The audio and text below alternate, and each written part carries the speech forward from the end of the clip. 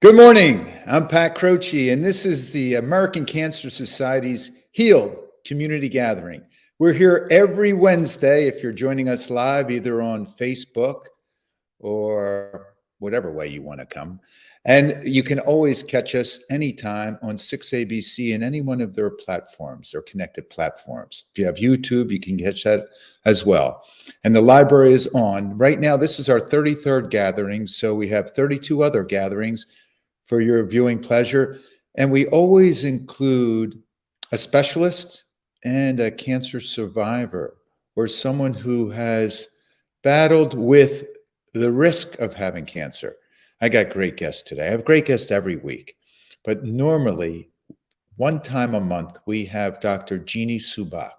She's a professor of nutrition at Westchester University, and she will be with us today. And then we have Erika Blesnick. Erika is a yogi.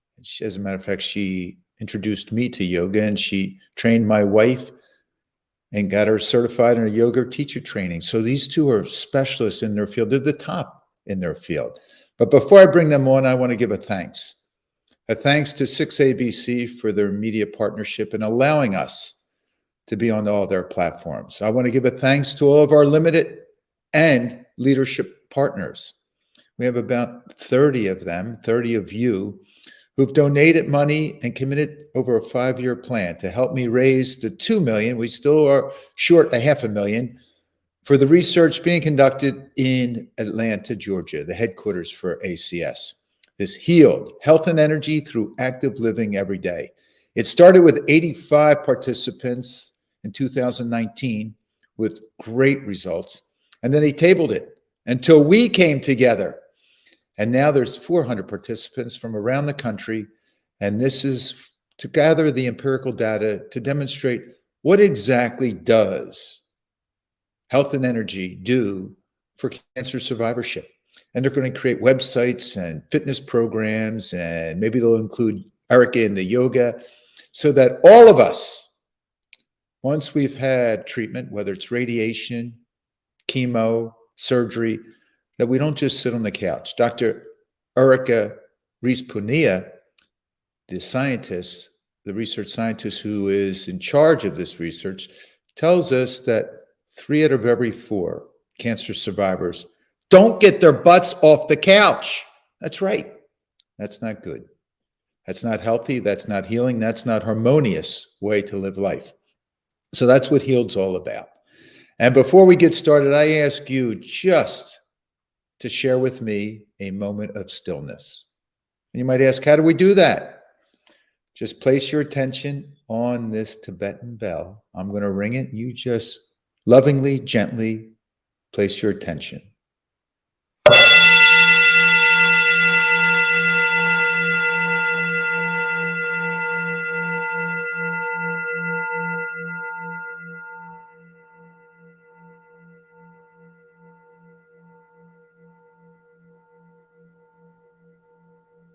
Whoa, how beautiful is that? See, there is no past. We leave the past be in the past. No expectations in the future. That was the doorbell to this sacred space we call Healed Gathering, our Healed Gathering. And our first guest is Dr., as I said, Jeanie Subach. And I love Jeanie. Jeanie and I go way back. Come on, Jeanie. Hey, Pat. And I hate that loving smile. Jeanie and I go way back. She first worked for me when I had sports medicine centers, and she was this nutritionist that had such great intel. And then all the athletes we trained, whether they were high school, collegiate, Olympic, professional, were so responsive to her prescriptions on nutrition. And this is 35 years ago. And then when I went with the Flyers, Jeanie came with the Flyers. And when I went with the Sixers, Jeanie came with the Sixers. And right now you can find Jeanie at Westchester University, their School of Nutrition. She's a professor there. And she says, what, you move into a new workshop? A brand new lab. We just opened a new Science and Engineering Commons. We're thrilled. I have 13 stations, state of the art. So get ready, Chester County, Delaware County, tri-state area, because we are on the move with cooking and culinary nutrition at Westchester starting in January. Okay, before we go into whatever your topic is today, and Jeanie has covered, she comes once a month with us because she's high demand. We talked about probiotics, prebiotics, beans, yogurt. There was all kinds of stuff. But before we talk about that, you said you have, what, a dozen stations? What does that mean? So it's a culinary nutrition lab. So we have 12 mini kitchens, and our students come in, and each kitchen has a range, all the equipment. So we have a Vitamix, we have a food processor, we have an Instapot, and we come in, the students come in, and I teach them about food selection, preparation, and tie it into nutrition. So that we can have community members come in. We're doing some diabetes awareness programs. We do plant-based awareness programs. So they come in and we just teach them how to integrate food selection, preparation with good nutrition. Okay, before you go on, define plant-based. All right. So plant-based to me, first of all, there's no real definition of plant-based. Some people think plant-based, vegan, vegetarian, and they get turned off. Plant-based to me means that the majority of your food that you consume on a daily basis comes from plants. So to me, Pat, that means that if you want to have a little bit of Greek yogurt, no problem. If you want to have a small amount of chicken, no problem. If you want to have some eggs, no problem. But it should be the smallest part of your plate. Your plate should be full of fruits, vegetables, and whole grains. Okay, now you just talked about eggs and you talked about dairy products, and your topic for today is protein? Is protein. Come on. So let's make it basic. Jeanie Subach 101. Protein, fat, carbohydrates. Give us some differentiation between the three so we know what we're talking about. Absolutely. All right. So Pat, visualize a plate. And I don't have my paper plate with me today, but visualize a plate. And we classify foods into three major nutrients. We call them the macronutrients: your proteins, your fats, and your carbohydrates. So your proteins are going to be things like eggs and chicken and fish and dairy products, normally things that come from animals. But there's also plant-based proteins, which are proteins that come from things like beans and nuts, legumes, tofu. Okay, they're not coming from the animal product. It's very important because we need protein for growth and development. I just got my hair cut yesterday. Our hair is protein. It grows. We cut it off. Our Looks skin. beautiful. Oh, well, thank you. Our skin, our nails, our cells. So we're constantly breaking down our cells in our body, and we need the protein to build them back up. So that's protein. Then we have our carbohydrates, and our carbohydrates, we like to call them the energy nutrients as well, because that's what we eat the most of, and that produces energy for you. Protein gives you energy, but not as efficient. But carbohydrate gives you energy, breaks it down to glucose. And the important thing about glucose, Pat, is that your brain and your red blood cells can only use glucose as an energy source. So that's why we don't like people to be on extremely low carbohydrate diets, because you do need the carbohydrate. And then we have fat. So fat, of course, is the good stuff. So it's your butter, your margarine, your lard, your oils, but there's good fats. So and I don't like to say good and bad, I say beneficial fats. So those that are what we call the monounsaturated fats, the olive oil, the avocado, the nuts. So we do need a certain amount of them in your diet, especially to help absorb your fat-soluble vitamins. But what we don't want is too much of the saturated fat, because we know that that increases your risk of heart disease, obesity, diabetes, and even certain types of cancer. So today we're going to talk about protein, and we're going to talk about the importance of it, but I'm going to tell you what to do and what to watch out for. Give it to us. What do we do? Okay. Well, before you even get into, so I guess the first question would be, how much protein should the average individual eat? Okay, good. Well, it varies. if you go something called the RDA, and I hate all of these RDAs and these numbers because people don't eat like that. They don't say, oh, RDA. What you want to do, really good rule of thumb, is have some type of protein at every meal. So an example, my breakfast is my oatmeal. I have some Greek yogurt on it, and then I have my blueberries. So from that meal, I'm getting my carbohydrate from my oats and from my fruit, and I'm getting my protein from my yogurt. What you could do, you could add a scoop of peanut butter to that oatmeal. That's a good source of protein. Or you could add some walnuts to the to the oatmeal. That's also a good source of protein. So, Jeanie, how are walnuts a good source of protein? Well, because it's a plant-based protein, and they can, nuts are good sources of protein, but also they contain vitamin E and a little bit of magnesium. So and also fiber. So this is kind of a superfood when it comes to protein. I think it's important for you to say that, because no one thinks of walnuts or peanuts or pistachios as a good source of protein, because that's a great source of a snack. Well, yeah, and it's a great source of a snack because it also provides what we call satiety. And satiety is that absence of hunger between one meal to the next. So if you notice, a lot of some people will do a simple carbohydrate, maybe a candy as a snack. What happens? The blood sugar goes up and it goes down, and then you have that feeling of hunger again.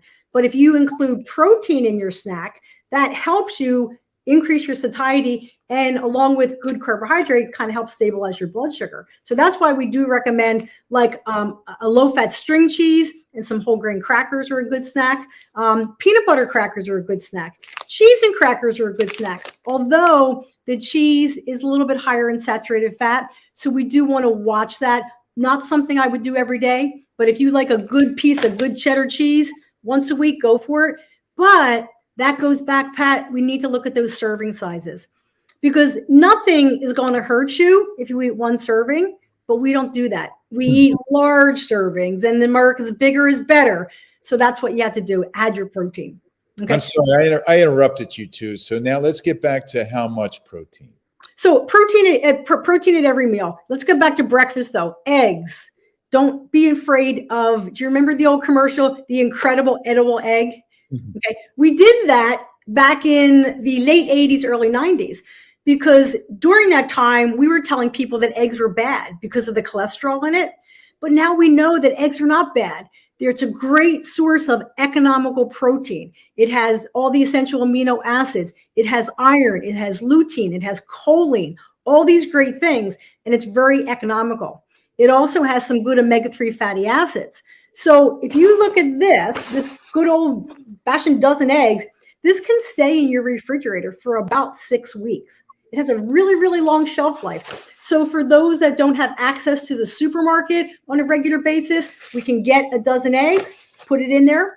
I also tell people, athletes, non-athletes, anybody, take a dozen eggs, boil them up at the beginning of the week, and eat this as a snack. Hard-boiled eggs are a great source of protein and a really good snack.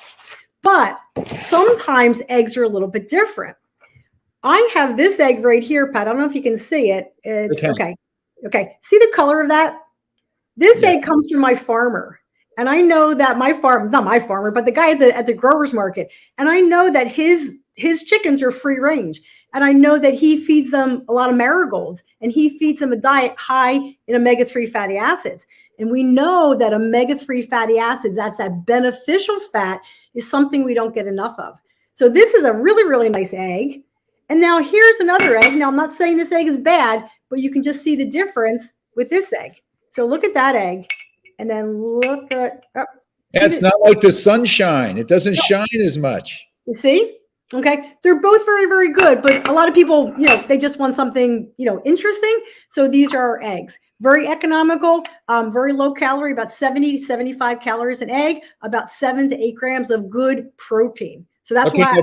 Stay there in that comparison of those two eggs. Is there one better than the other? If I had to choose, I would say the one with the more omega-3s. You can also buy fortified eggs in the supermarket. There's different brands that you can buy in there. But we always have to go back to cost analysis, Pat. Okay. There's nothing wrong with this one egg that I showed you. Nothing wrong. And the amount more of the omega-3 in my designer egg or my farmer egg, it's not significantly different that it's going to warrant the cost, because we have to be sensitive, because we have to look at all ranges, and we have to make it affordable for everybody. That makes sense? Before you leave eggs, how about the yolk? Can we eat the yolk, or do we have to, yolkless eggs? No, absolutely. Yeah. We ruined people in the 80s and 90s in nutrition with all the fat phobia. The American Heart Association says that you can safely eat a whole egg every single day of the week. No problem with that. But what's the problem, Pat? We eat 2, 3, 4, and then they put the slab of bacon, and then they put the toast with the butter. So this poor egg is getting bashed for what it has, when it's all the other people that came to the party that weren't invited. Okay. So the regular egg is perfect. Watch your cooking method. Use the PAM, the non-cook, the cooking spray, so that you're not adding extra fat. My favorite is a poached egg. You take a nice poached egg and you're putting it in boiling water, no fat, put it on some whole grain toast. It's going to be fantastic. Okay. But let's go back to what you said. How much? You keep saying how much. What we do is we say the palm of your hand is about 3 ounces of protein. Okay, so we tell people that eat the size of your palm of your hand in protein at each meal. For athletes, I used to tell them eat their whole hand, because they have higher protein needs, and it correlates. My hand is smaller than your hand, and you need more protein than I do, because it's based on your body size, your body type, your amount of exercise, and also your age. Because when you're little, we need a lot of protein, because we're growing and developing until about we get to young adulthood. Then it tapers off. But then, because we're in the over 50 crowd, our protein needs change a little bit, because we know, you as a physical therapist, you know that we have muscle wasting and muscle loss as we get older. So we need to make sure that we are eating good, high quality protein at every meal. So palm of the hand. Stay with that. Jeanie, stay with that palm of the hand and the whole hand. Athletes, non-athletes, but how about cancer survivors, those who are under treatment or post-treatment in the HEALED program? What would you recommend their protein intake be? Well, Pat, I always tell our survivors, I can give a general guideline: check with your physician, ask him to refer you to an oncologist dietitian, a dietitian that specializes in oncology. I would say, because everybody's different, but I would say eat protein at every meal, the size of the palm of your hand, make it high quality. We had a guest on last time I was on, Terry Price, who's also a dietitian. And in her segment, she said her primary goal was to eat high quality protein at every meal. So that's going to mean, Pat, because we know that people going through treatment might not have an appetite. So you and your caregivers, we need to look at the label. Rule of thumb, normally you can say the recommended allotment, the RDA, is 0.8 grams per kilogram of body weight. A lot of math. I would say just maybe about 1 gram per pound. You can do that. So that's about what you would like to do. Do things like your milk. Now, this is a soy milk. Jeanie, are you sure 1 gram per pound? Per kilogram. Okay. Per kilogram, I'm sorry. Yeah, so because we say 0.8 grams per kilogram is the RDA. Adolescents, we do 1 gram per kilogram. And then athletes, we go anywhere between 1.2 up to 1.8 up to 2. So I would say maybe, I hate giving a specific because I don't know the individual, but I would say maybe about 1 gram per kilogram would be a safe range. Gotcha. Or for those of you who don't want to do the 2.2 math, it would be almost a little less than half a gram per pound. Exactly. Okay. So many times you might want to drink your proteins if you don't have that appetite. There's so many supplements out there. There's the Ensure, there's the Boost. You can make your own. If you can do dairy products, you can get your low-fat milk. Add some fruits and vegetables to it to make that smoothie. Some people like the soy milk. The soy milk is a plant-based form of milk, of a milk product. But many people do stay away from soy, especially some of our breast cancer survivors and going through treatment. Again, check with your oncologist because they may very well tell you to stay away from the soy. Okay. There's a lot of research supporting both ways, but this is a plant-based protein. You can do things like your quinoa. Quinoa is also, it's a grain, but it's a high source of protein. So you can do that. Jeanie, take me to lunch. At breakfast, you and I, we had the eggs and the yogurt, and you gave us the measurement, but give me now an idea for lunch. Like, how about tuna fish? Well, how about tuna fish? Yeah, tuna fish is I love tuna fish. Where's my tuna fish? Oh, tuna fish is over there, Pat. Yes, I'm going to get it. Okay, get the tuna fish. Yep, you can get the tuna fish. And these are handy little packs that What you kind can. of pack is that?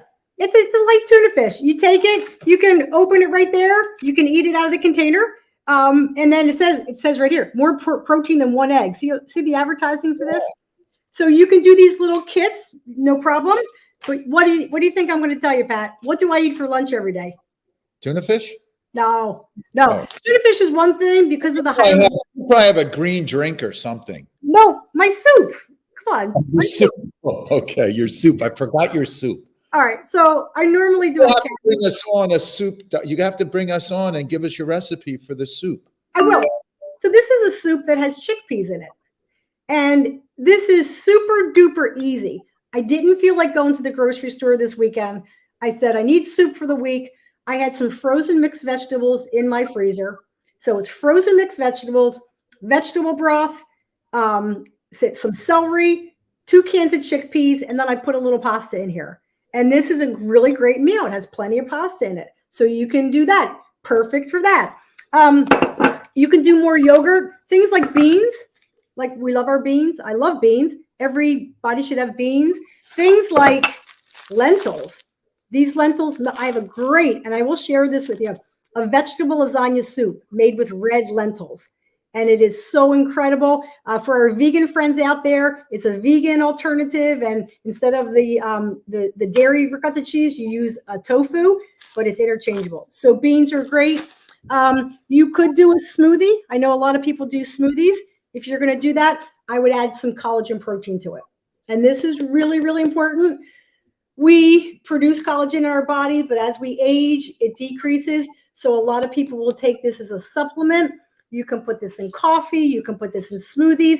It dissolves. The only problem, it is very expensive. That's a problem with it. So if you can do that, that's fine. But if not, you can go with real food. Probably one of my favorites is my salmon. I love salmon. Eat salmon a few times a week. And I'm going to tell you I love this. I get this from Alaska. It is very economical if you're on a auto renew and shipment and use your coupons. If not, you can go to Wegmans. You can go to Giant. And they have wonderful pre-portioned salmon. This pad has that omega-3 fatty acid in it. And that is really good for brain health. It's just really overall good for heart health as well. So I do recommend salmon a couple times a week. So Dr. Subach, that filet right there, that salmon filet from Alaska, yes, where the Eskimos hand delivered to you. Yes. What amount of protein would be in that serving? Good question. 1 ounce of protein has 7 grams. Okay. So this is a 4 ounce salmon filet. So this is going to have 28 grams of protein. Wow. If you do the math, Pat, I only need about maybe 75 to 100 grams of protein a day based on my height, my weight, my activity factor. I don't need a lot. So if I'm getting close to 30 grams in my salmon, and if you go out through the day, Greek yogurt is really good source of protein. Right here, I'm looking at this, and this has 18 grams of protein in 3/4 of a cup. So just in my morning, I get my 18 grams of protein. Now, these are all what we call complete proteins. Things like your vegetables and your whole grains, they have protein too, but they're not complete proteins. But when you eat them together, they complement each other. Okay. So we have complete proteins coming from your animal sources. We have our incomplete proteins coming from our plant sources. When you eat the incomplete proteins together, they complement each other. And voila, we have a complete protein. Voila. So give me your, I know you don't have your plate there, but if you were to divide your plate up, what size would the protein pizza be? The slice of pizza on that plate? It would only be a quarter. It A would quarter. only be a quarter of the plate. Okay. So with that, my plate, it says make half of your plate fruits and vegetables, the other quarter grains, whole grains, and that other quarter would be your proteins. And we do say make it plant proteins if possible, as much as possible. So on that plate, there's no allocation for fats? It's woven in. It's really woven in. There is an allocation on the top for dairy that's changing to water in some countries, but you don't really need any added fats in your diet. But if you're eating a whole foods diet, you're going to get natural fats in the food items. That's a perfect example. So the plate would be half the plate, fruits and vegetables, Yes. 1/4 carbs, good carbs, complex carbs, Right. like your beans and pasta and good stuff. Whole grains.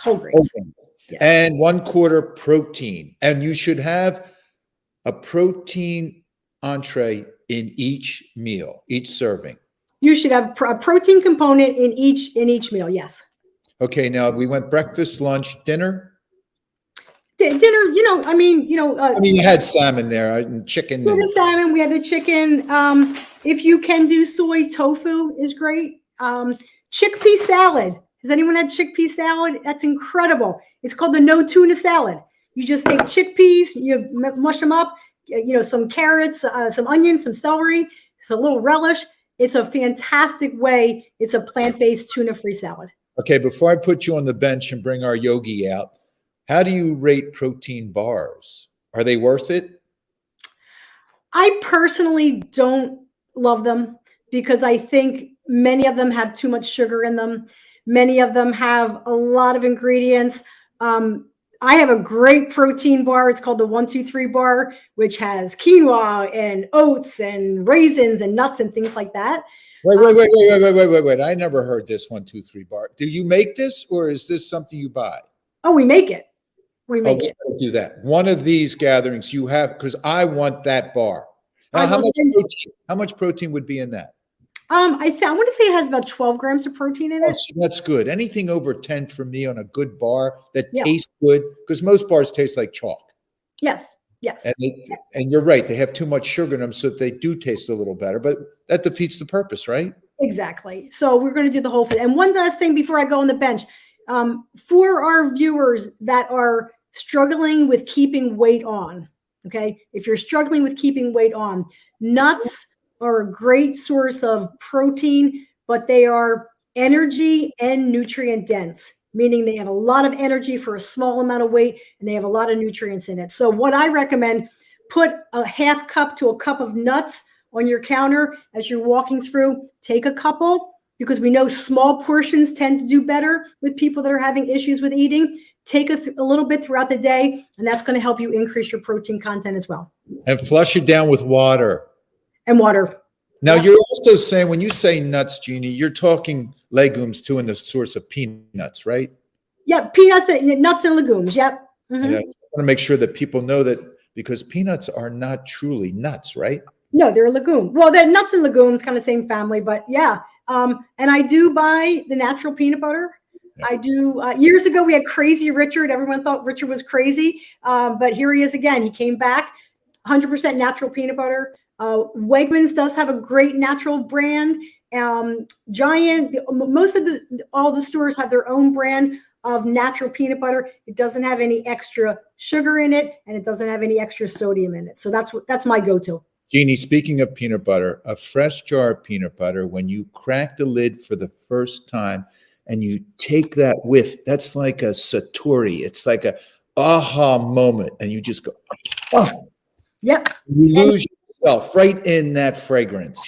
And if you look at this, Pat, I don't know if I can see this. I don't want to spill it, but you can see this has the oils on it still. Yeah, you got to stir it. And you stir it, but you know what? To me, that's beautiful. That's natural. That's beautiful. And that's going to get into my body. That's going to work in my cells. And that's going to give me energy. And it's going to give me vitality. So 100% natural peanut butter. Is Dr. Jeanie Subach the best? Thanks, Jeanie. We'll bring you right back in a little while. Okay, thanks, Pat. And I love this nutrition segment. I just love nutrition because for me, nutrition is just 1/3 of the formula. There's activity, nutrition, and sleep. You need all three in proportion so that you are healed and you're getting healed. Speaking of healed, now we have someone who is on the activity end of healed, health and energy through active living every day. Her name is Erika Blesnick, Erika Taxin Bleznak, and she's a dear friend of mine and my wife. She's our yogi. Yes, what Jeanie is to nutrition, Erika is to yoga.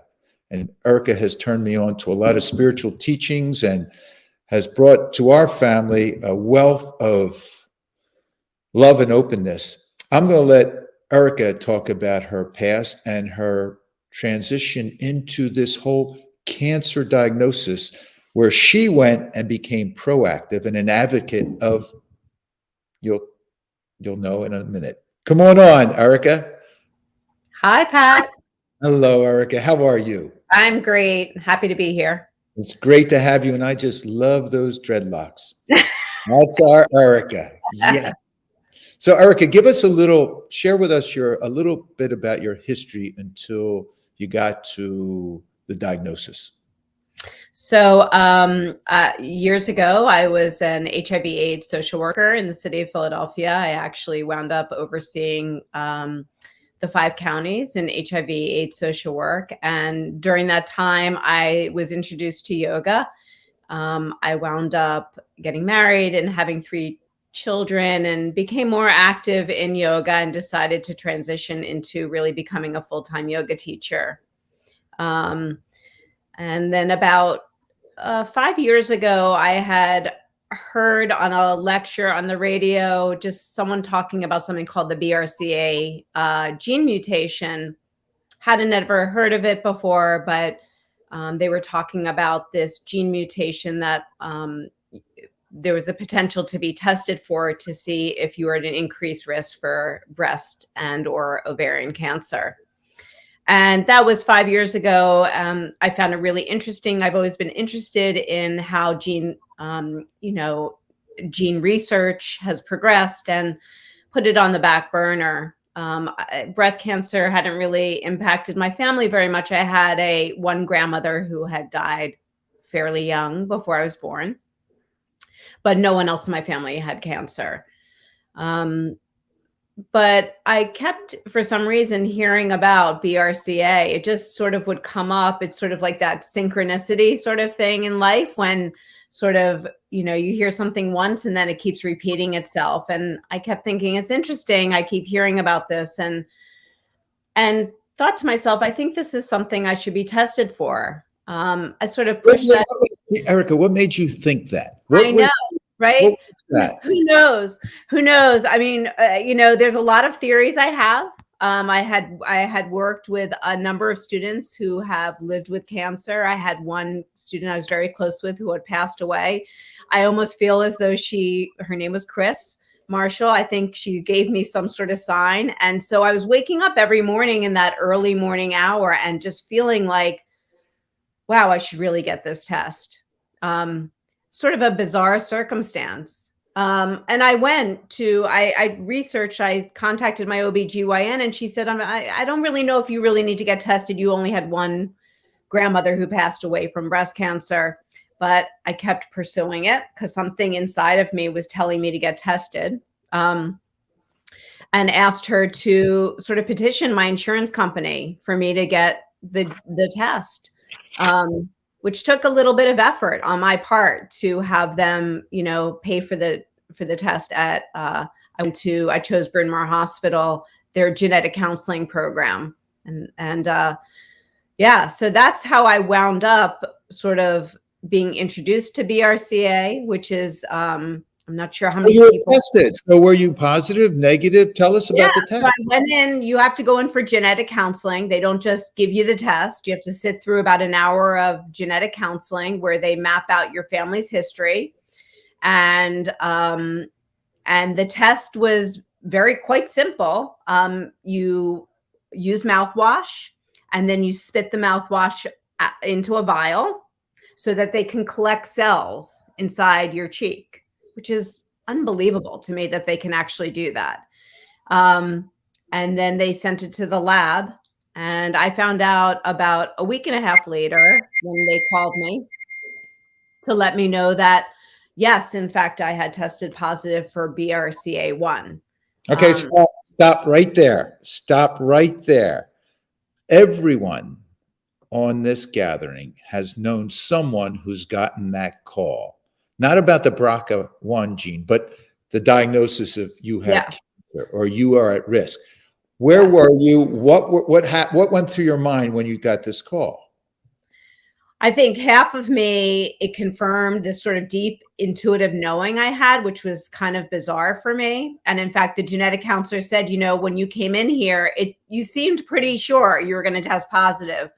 The other part of me was like, for many people, it sort of was this like new reality that I was waking up to of something I didn't know, information. And as we all know, there's this sort of shift of our reality in just a split second. Everything seems to change. I think I was in shock. I also, in that moment, knew from genetic counseling that my 3 children were also at risk of having inherited the mutation.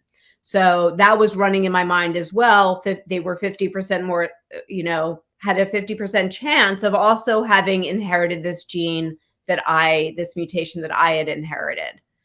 So I was straddling these two places of what's going to happen to me, and also how am I going to speak to my children about this new reality for them and how it might impact their life. So it was emotional. So when I received the information, as many of you out there, I'm sure, I took a little bit of time, but I sort of got into the mode of, okay, now what is my action plan? What am I going to do?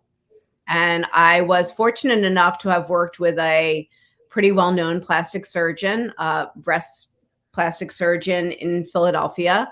And I immediately called him and started to do my own research. And what I discovered really about this BRCA1 mutation is not just women can inherit it, but men can inherit the mutation as well. But that there's differing percentages, but about a 72 to 80% chance more than a person that does not have this mutation of developing breast and or ovarian cancer. So that was a pretty big percentage. It wasn't something like maybe 30% you might develop it. This was a much higher percentage than I was actually than I had known. And so you decided, what made you, was that the decision making right there, that risk factor, that the cost analysis, that 70 to 80% greater chance of having breast cancer or ovarian cancer, right, should I not do anything? Yeah, for me, I think it's because I've been around so many people who have had cancer, friends of mine who had breast or ovarian cancer and other types of cancer. In some way, I felt like I was given a gift that they didn't have, that they weren't able to get. It was this gift of information that so many people wish that they had had. And here I was given this gift, and I felt like, okay, I've been given this information, and I personally wanted to be pretty aggressive in my treatment plan. Now, that's not the choice that some people take, or some people don't take it as immediately as I did, but I was 52 years old. I knew my chances of ovarian cancer and breast cancer were increasing just by my age. And so I started to research preventive surgeries. So I'm what people will call a previvor. That's great. I've never heard. Yeah. So we're considered previvors. These are people who are previving this mutation. And there's many options out there, and everyone picks a path that feels comfortable for them. I knew that if I didn't do the surgeries, I would have to do a lot of testing at a lot of intervals all the time to see if cancer was developing in my body. Knowing myself and my personality, I thought this is going to create more stress for me in my life. And I'm really about enjoying life. I really want to enjoy my life. And every few months needing to get testing didn't seem optimal for me. So I chose to do preventive surgeries. And I chose to do the most aggressive ones. I did a bilateral mastectomy with reconstruction. And I also chose to do an oophorectomy, which is the removal of my ovaries and tubes, which then put me, into menopause. So I was fortunate enough that the surgeon, who was also my student, who did the plastic surgery, was able to do something was new several years ago called nipple sparing surgery, which most people don't know about. But when people think of mastectomies, they think of people not being able to retain their nipples, but they can do surgery where they test them and reattach them. So I was really fortunate to have this connection. But really, I after finding out 3 weeks later, had my ovaries and tubes out immediately because I was concerned about ovarian cancer. And then a few months after that, went and began the 3 surgery process of a bilateral mastectomy, which is an interesting thing. I think going into surgeries, not technically having cancer, where you're going in to sort of remove something that is cancerous, is a little bit of a different experience than going in with not having cancer, but doing these dramatic surgeries in the hopes of preventing cancer. And how were you affected physically by going in to these 3 surgeries fit as a fiddle, knowing that you are? Yeah, I think it was really hard. It felt to me as though I was, I was going to be laid out for quite some time. And I was grateful that my body was as healthy as it was. And every surgeon said to me, all 3 surgeons said, we can't believe your progress. And it's because you've taken care of your body in the way that you have, that you are careful about what you eat, that you exercise, that you meditate, that you do these things. And every step along the way, that definitely was helpful for me, even in between my surgeries. And the movement of my body changed, but whenever I was recovering from one of the surgeries, I really did take time and just do some sort of movement. Sometimes it meant literally sitting in a chair and lifting my arms up over my head and just taking deep breaths. Sometimes that's all I could do, for a month or 2. But to always remind my body that it was vibrant and that it had the capacity to heal. Stay there. Erika, stay right there, please, because this is Healed. American Cancer Society's Healed. Health and energy through active living every day. So this insight, you firsthand, first person giving us what we should do following surgery is do something so that you feel, what did you just say? Vibrant. To remind my body. I felt like I needed to be a reminder to my body. Yes, these are all the things that are hurting, that can't move, but there's always something that can, right?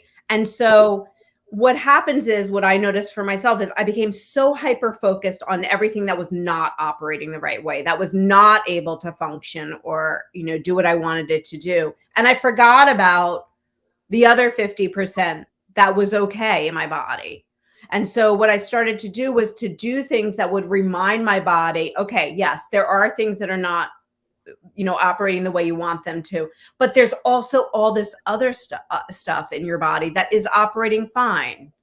And I really believe that was so powerful for me, as far as not just physically, but my mood, the way I was relating to my body as not being the enemy or feeling resentful about my body. But I actually felt like, I'm going to remind you of all the things that you can do, all the systems that are operating perfectly and healthily, and that they have the ability to support you. And how did this program work out for you? I mean, it was amazing. Every surgeon, I mean, typically people after they have a bilateral mastectomy and if they just do reconstruction and get expanders, they have to wait several months at least. I cut my time in half. Every surgeon couldn't believe how quickly I was healing. And I do believe it's because I was really reminding my physical body and reminding my mind that there were parts of myself that were okay, and that we were here to support the parts that we're trying to heal. Oh, I love that. I love that philosophy. I love that mindset. What could you give to our gathering, other advice from a first person's perspective following surgery? Because most cancer survivors have had surgery in combination with chemo and radiation. Yeah. Give us your one secret that you would share. I think my one secret I would share is that I think it's very easy, as I was saying before, to become very narrow in our vision of who we are and our bodies, and that we can forget to sort of back up, like opening an aperture on a camera, of seeing all of what is, you know, in front of us or in our lives. And that is so key and important to our healing, that where we direct energy, we know moves towards whatever it is that we're directing to. So not that we should discount the sort of pain or discomfort that we're experiencing, but have an and after that. So I'm feeling really uncomfortable and in pain in my body. And also, you know, there's parts of my body that feel strong and powerful. I can take a deep breath in, or I can relax my shoulders down. So making sure to always include that and. I love that. Yeah. Not but. And. It's a powerful word, and. They used to say, but, big, ugly trouble to follow every time you say but. So true. And so true. So where are you now? How is your body? You know, life is a funny thing. About a year and a half after I did the preventive surgeries, I saw a little freckle on my arm.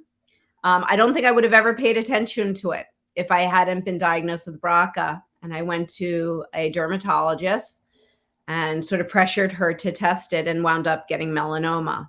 Wow. So I often wonder, wow, you know, I became much more vigilant about my body and noticing changes in my body. And thankfully I did. And I had surgery to prevent that. And, you know, I'm just doing what I do, taking care of my body to the best of my ability, making sure to, you know, send my body love and support in all ways. And one other thing that you're sharing with us, you're an advocate for your own medical treatment. Yes. You eat on each one of these, yes, whether they're screenings or whatever you went through, you said, check it. And that's an important message. Yeah, I think we've all been conditioned, you know, that there are these people who are technically smarter than us or know more than us, but no one knows ourselves better than we know ourselves. No one. No one can close their eyes and feel inside and be able to, you know, you are your own advocate. You are your biggest cheerleader. You know, just because someone is doubting you doesn't mean you need to buy into that doubt. So it's really important that you stay as being your own biggest cheerleader and advocate. I'm going to bring Dr. Jeanie Subach back on. Dr. Subach back on. Great. But before I do, I just want to say 4 surgeries: double breast mastectomy, reconstruction, ovarian removal. Yeah. Whatever that word was, what did you call it? Oophorectomy. Oophorectomy. And then the melanoma surgery, resection. And see, this is a loaded question because I know, I've seen you. I know what you can do with that body of yours. How are you present day in the now after all that surgery and after all that physical trauma? I mean, I feel really good in my body. One of my daughters, who is 21, just decided to have her BRCA mutation test done, and she tested positive. So she's 21. My other two children have not yet been tested, but it's likely that another one of my children will also test positive. But it's also in many ways, as hard as it has been for her to, find those results, she also has been able to be a part of my experience and see that, I went through the surgeries. I'm still living a very full and beautiful life. And that, so that's been hard as far as hereditary cancer, which a lot of cancers, can be. That can be a really hard sort of aspect of it, but it also has actually brought her and I even closer in many ways that we share this. Oh, wow. How cool. Yeah. So Erika, stay there. And thank you for being so vulnerable and courageous and sharing your story and your decision-making. Dr. Jeanie Subach, come on back on. Erika, amazing. 50%. When you said that you had to think about the 50% of your body that was working.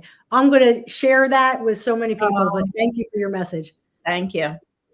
So, Jeanie, do you have any questions for Erika? I know we have a couple questions from our audience. Or Erika, any for Dr. Subach? Do I have any questions for Dr. Subach? I have a million questions for Dr. Just listening to her talk about it. I guess a great question from someone who's been through these surgeries are, what is good? I mean, I know regular nutritional sort of what you say is healthy for the body, but when you go through surgeries, is there anything in particular that you should do differently or add into your diet to help the body be supported in its healing? Well, you do have a higher need for protein because you're going to need to increase your protein because, again, you're breaking down, you're being cut, you're breaking down your cells, and you need to have all of the essential amino acids, the protein to build that back up. Right. So, and I think, ask for help. Ask, when people give you that meal train, be specific. Say, I want plant-based. I want, good food. Don't give me that lasagna as wonderful as it is. Give me healing foods. One thing that I did, Erika, while you were talking, I was listening, and to answer Pat's question, what's for lunch? I had those 2 eggs that I had cracked, and I didn't want to make them. I didn't want to waste them. So I went right over to the stove. I scrambled them up, put some spinach, some salsa, and I have it on a corn tortilla. Okay, so this is a whole grain. So, Erika, to answer your question, ask for help. Ask people to cook you healthy meals. Have them to get you, a plant-based cookbook. There's so many great cookbooks out there that are using whole foods. So that's what I would do. What about because I have a predisposition because I have this mutation. So I don't have the suppressor like most people have when cancer is in my body. What are things that I should potentially avoid eating that might increase my chances for cancer? Is there information about that, or that are, cancer fighters? Well, I would say, you do want to avoid the things like excessive saturated fat, excessive sugar, excessive grilling. Don't grill your meats, 2 things, all the things that we've heard about. But I would say fortify it with, and I don't like to call them the superfoods because I believe every food can be super.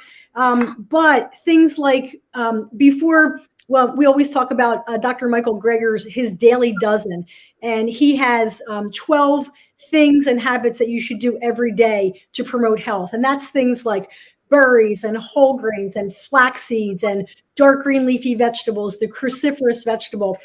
Just this little plate here, although it's not 100% plant-based because of the egg, it has the salsa with the lycopene. It has the spinach with the folic acid. It has the corn tortilla with the whole grain.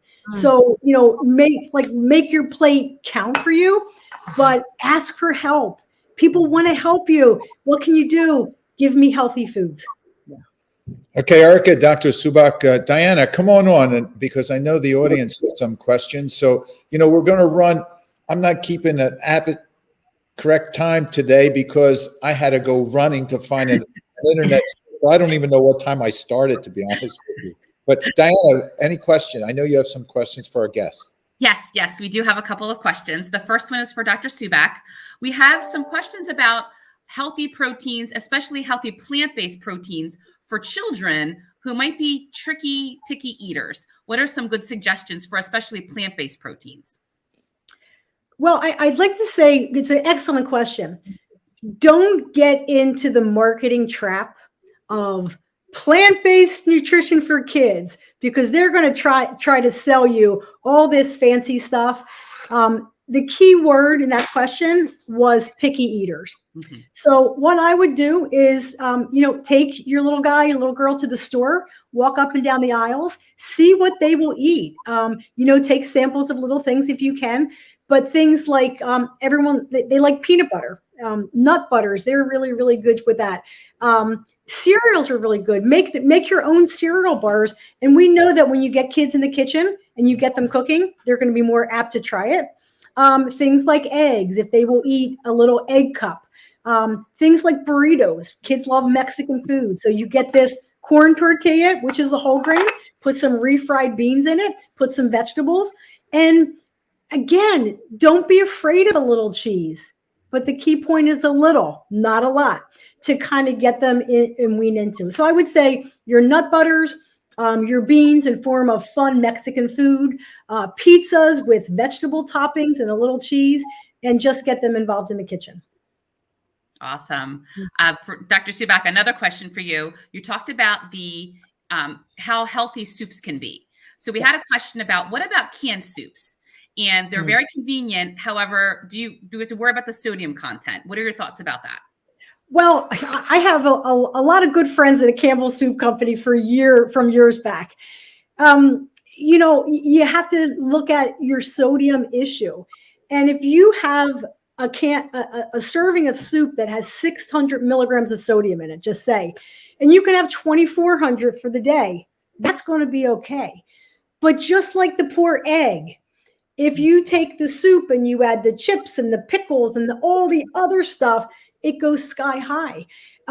You can make your own soups, but many times making your own soup using a box broth is going to have just as much sodium as the canned ones.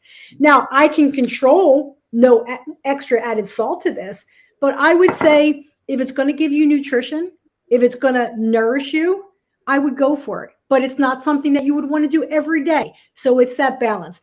Again, Diana, meeting your clients where they are, and every situation is different. We're not going to be food police. We're not going to be haters. We're going to do what works for our client. Wonderful. Diana, any more? No, Pat, that is all the questions for today. I have one more question for Erika, because I was remiss that I really didn't talk about her specialty. So before we end, Erika, I would like to ask you, being the yogi for yoga teachers, how would you recommend yoga as an activity for cancer survivors? Yeah, well, the word yoga means to yoke, which means union, which I think was a beautiful path to healing about how can we befriend our body.